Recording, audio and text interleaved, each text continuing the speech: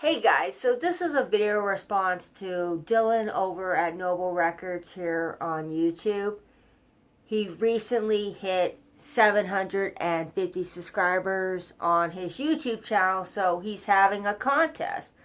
Now, I don't really enter a lot of contests within the vinyl community because some of them I don't have the records that they want us to show, or some of the questions just require me to go back to high school or college to figure out the answers. But this particular contest really intrigued me because I like telling stories. So I have wrote down the questions for this contest because I'm 35, almost going on 36, and I tend to forget things at times. So I'm writing them down.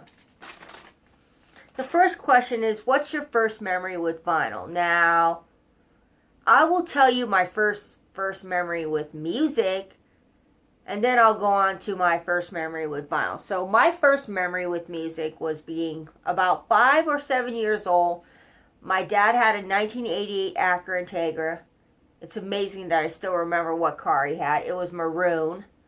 And we used to go driving around in that car, and there were 5 artists that my dad would always play in that car. Stevie Wonder, The Cars, Boston,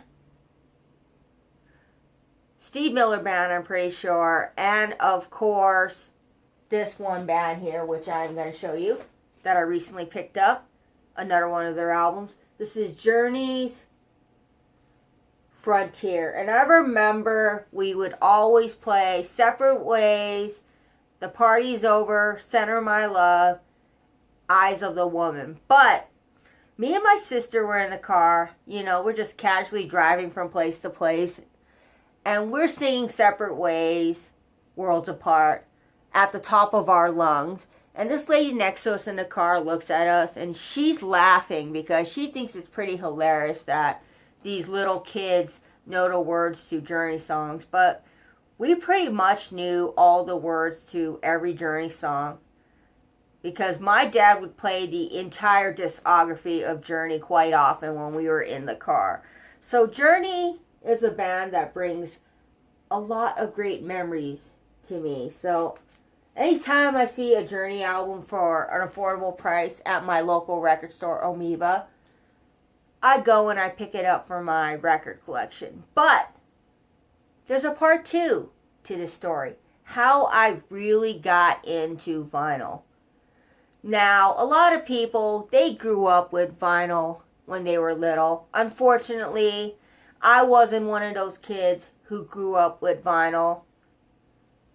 But when I was 21, which is about drinking age, depending where you are, I had went down to the garage. My dad had a bunch of stack of records in the garage, and I had found this on top of the stack of records. This is the Beatles' second album, and the Beatles quite possibly are the band that got me into collecting records. And I remember I brought this record up, and I looked at it and I was like, wow, this is really awesome to have a Beatles record. And as you can tell, it's been really loved by my dad. It has water damage. So yes, my dad really loved this particular record because it's got water damage in it. But once I played this record on a record player, it just sounded fantastic because it was really nice to hear a record that my dad had in his collection that he once played on his turntable, which he doesn't have anymore, by the way. I believe it's either Gerard or a Fisher turntable that he had back in the 70s. But it was like something just turned on in me, and I was like, wow.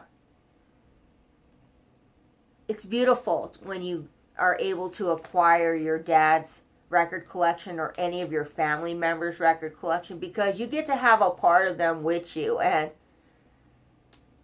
my dad is in the other room, and one of these days I've got to play this for him for sure. Now, the next question to this video: what is one record that you fell in love with?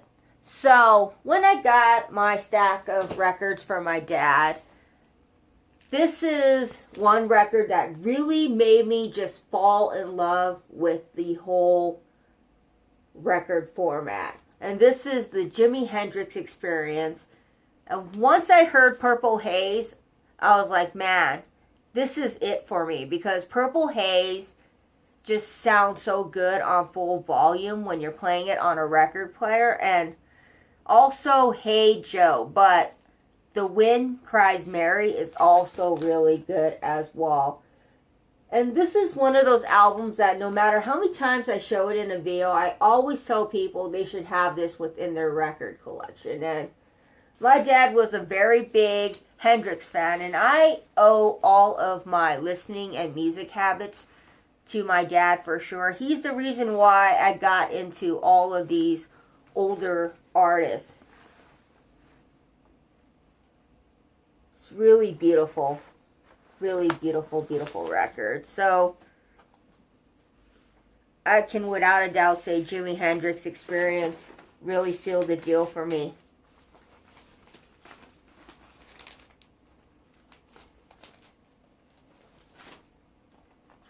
What record has great significance to you? So, this is the very first record I bought with my own hard-earned money. Of course, everybody can probably more or less remember the first ever record they bought with their own money. And this is Bombay Bicycles Club, So Long, See You Tomorrow. I had the great pleasure of seeing them twice in 2014. I saw them in April of 2014 at the El Rey Theater here in Los Angeles. And I saw them again October of 2014 at the Wiltern, and I'm going to the Wiltern again to see Beirut in concert March of 2019. But every track on this album is beautiful, guys.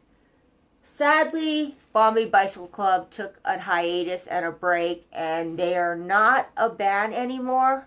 However, Jack Stedman, the lead singer of Bombay Bicycle Club, has a solo album under the name of Mr. Jukes Music. I will link it in the description box below if you guys would like to go and check it out. But I'm just really happy to have this because this is my first ever purchase I made, and it's a record I hold near and dear to my heart. Love Bombay Bicycle Club. What's the most you spent on an album? Now, I am pretty much all about the used record, buying records cheap, not spending a ton on your records, but there are some times when I do spend quite a bit for a record, and this is a bit of a funny story. So, I was on Amazon looking at all the records that they have. I buy most of my records from Amazon because they tend to be cheaper for newer records.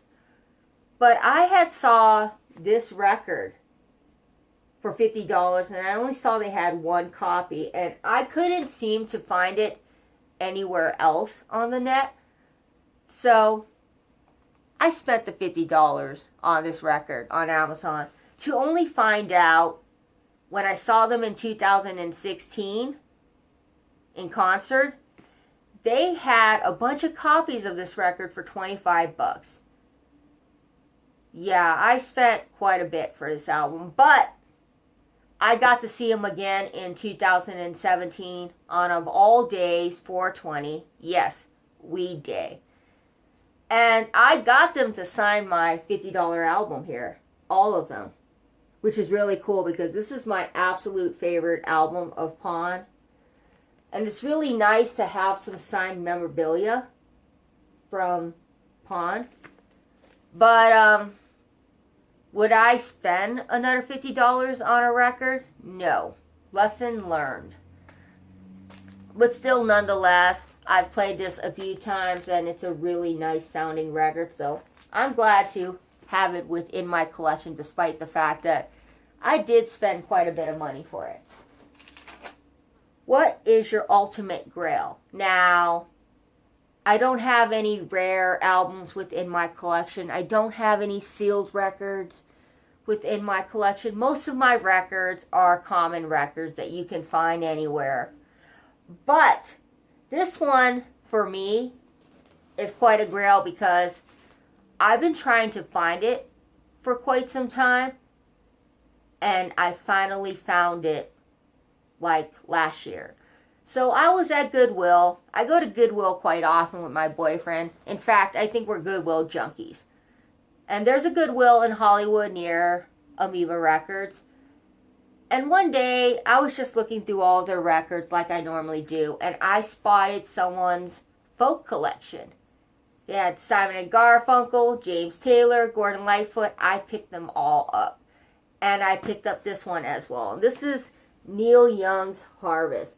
I was so ecstatic when I found this within the pile because I've been looking for it forever. Now, I could have easily gone on eBay and got a copy for 15 bucks, but I wanted to find this record out in the wild. And guys, it's such a beautiful record. Love Heart of Gold, and I love Old Man, which is one of my favorite Neil Young songs. So this is really super happy to have within my record collection. I said super happy. I mean, I'm just really overjoyed to have it within my collection. And, you know, maybe someday I will find a really expensive Grail for cheap. But for me, it's just about finding the records that you really enjoy, that you don't see out in the wild very often. For me, that is a Grail. And I just love that experience of being able to find that one record that has eluded you for quite some time. So when I found Neil Young, I was really happy. I had to go and show it to my boyfriend that I found this record that I've been looking for forever. And he was happy for me. And at the end of the day, that is the joy I have within finding records. So that is my contest entry for Dylan over at Noble Records. I just want to say, if you have not checked out Dylan's channel, please do check out his channel. He has a lot of amazing things on his channel, and he always seems to find the coolest collections of records. He's just that lucky, and I enjoy seeing all of the different genres and decades of music that he shows within his channel. So I'm going to link his channel in the description box below.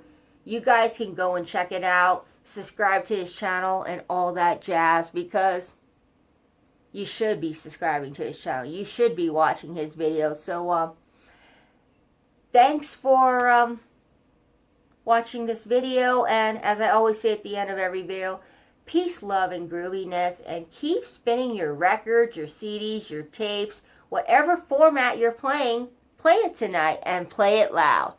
Bye, guys.